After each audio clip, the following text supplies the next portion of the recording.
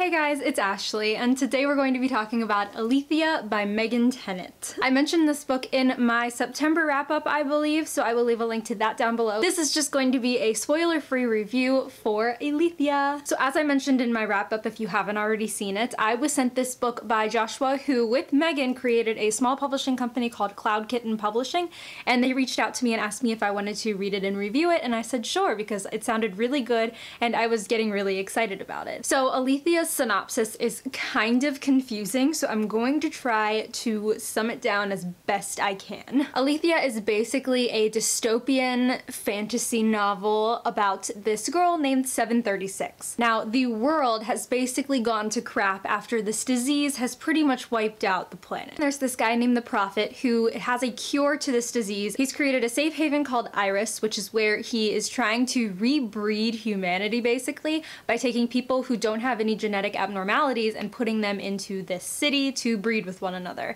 And then below that is what he calls the compound, which is where all of these people that he's cured of this disease go to work for Iris. So basically the compound is kind of like this slave labor camp that they have no control over because the Prophet controls everything. So as I said, we follow a girl named 736 who is one of the nameless living in this compound. She's part of Division 7, which is the division that can go up to the surface and has to capture like technology and, you know, things that they can bring back to the compound and use as resources. While she's out one day, she meets this guy who kind of plants this seed of rebellion in her head, and she has to decide, okay, am I going to risk everybody in this compound's life to get us free, or am I just going to keep going on with life as it is? All in all, I ended up giving Aletheia a 3.75 stars. So I didn't think that it was really worthy of a 3.5 star, but it also wasn't as good as a 4-star book for me, so I would give it that 1/4 of a point just because I was so in between ratings. Also, before I started, I just wanted to give a huge thank you to Joshua and Megan for sending me this book in the first place. Also before we begin, this is a 500+ page first book in a series, so there's a lot going on. One of the things that actually made me lower my rating just a little bit was that it took me the first 28 days of September to read the first 100 or 150 pages of this book. And now that was a combination of me not having enough time, having a lot of things to do instead of read, having a lot of work to do when I could have been reading, but it was also a combination of the beginning of this book just didn't hook me and make me want to read more as much as I was hoping it would. I'm not really sure what happened, but I think because we were going into this whole new world of this dystopian, that everything had to be explained to us, so it took me forever to get over that little bit. But I will say that once I hit the, what was it, last like 300 or so pages, I flew through the book in 2 days and was done with it. It definitely did pick up. It's just the beginning was very excruciatingly slow. Now, I will say that something that I did like about it was actually the world. Once we got through that excruciatingly slow description of how everything was happening, I actually really did enjoy the world itself. Okay, so if you read Megan's Goodreads review of her own book, she kind of gives an even better synopsis, and she talks about how this book is basically a combination of the Hunger Games, Divergent, and the Maze Runner put together.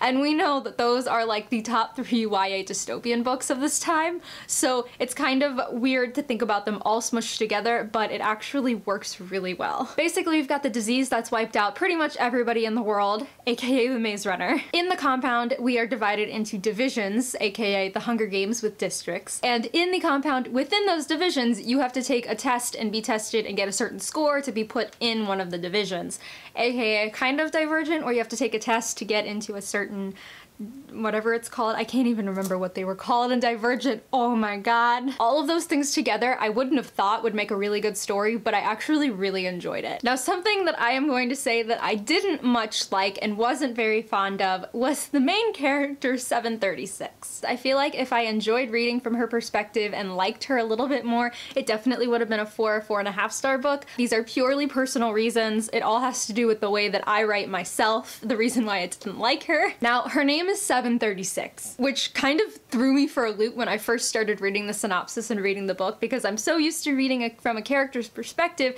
that has a name. For me, when I'm writing in my writing process, I find it so entertaining and fun to pick out names for my characters. I will literally go 3-4 hours searching through baby name websites and books, just trying to find the perfect name for a character for a story that will probably go nowhere, but I enjoy the process nonetheless. Now, I think that the reason that I didn't much like her or didn't really connect to her was because her name was a number. And to me, I couldn't get over that for some reason, and so I think that was the reason why I wasn't too fond of her. She also was really impulsive, but at the same time, thinking about the decisions that she was making, there were times when she'd overthink something and then still pick the wrong decision. And I couldn't get over it. I don't know. Now, the other characters in the book, on the other hand, I loved. The boy that she meets when she goes outside of Division 7 on just, you know, like a normal average day, his name is Jason, and he is so great. Despite a few very cringy lines, but just a very few, okay? I really liked him. He was adorable, he was funny, he added a really light element to the story while also kind of bringing it really dark at the same time, and I just found that so interesting. And I also really loved this girl named Rose who was in the compound. She was just absolutely so strong. She was honestly one of the strongest characters in the book, to be completely honest. She was part of Division 6, who, you know, is kind of the breeding division, which, as you can already tell from that, is not something you want to be a part of. The second thing that I really wasn't that fond of in this book was actually the writing style. Now again, this is a totally personal opinion, but when I was reading, I just had a really hard time connecting to it because I kind of found some of the sentences a little clunky and, you know, not really working that well. There were a couple of times, and like I've said many times in this review already, that the beginning was excruciatingly slow. I feel like it was slow because we were getting a lot of textbook writing. 736 would be in the training room, I think it was called, and she would go into this building, and then suddenly she'd go into like 3 paragraphs worth of history of the building and what it meant to her and everything, instead of just having her actions show that. Sometimes I found that a little hard to get over. The second reason that I really don't think that I was very fond of the writing style was because this book was told in the first person point of view, which, if you don't already know, that's basically saying, you know, I did this, I did that. When I'm reading a first person book, I feel like the writing should be kind of equivalent to what the character's thinking, because the character is essentially telling the story. There was a line in here on some page, I can't remember which one it was, but it was toward the end of the book, and the sentence was something like, my pupils dilate and I look at him, and I was like, okay, I can't imagine anybody saying that their pupils are dilating. How would they feel that? How would somebody know that unless you were looking in a mirror specifically for that?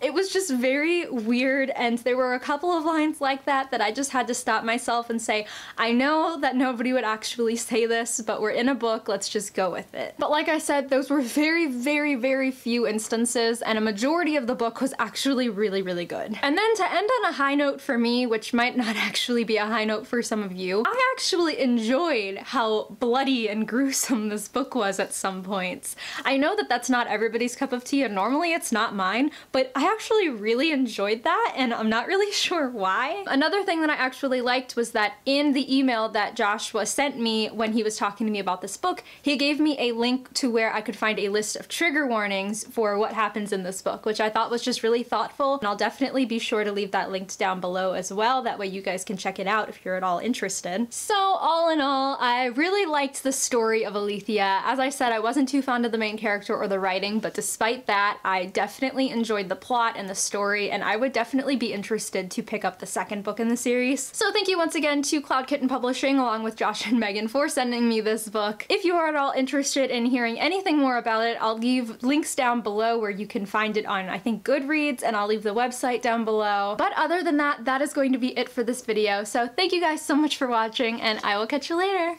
Goodbye!